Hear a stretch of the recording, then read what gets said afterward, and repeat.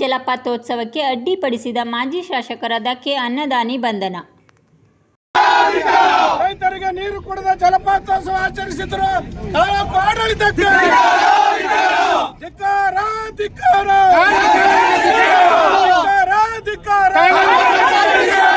ಅಯ್ಯಯ್ಯೋ ಅಯ್ಯಯ್ಯೋ ಅಯ್ಯಯ್ಯೋ ಕಾಂಗ್ರೆಸ್ ಸರ್ಕಾರಕ್ಕೆ ಬೇಕೇ ಬೇಕು ನೀರು ಬೇಕೇ ಬೇಕು ಮಳವಳ್ಳಿ ತಾಲೂಕಿನ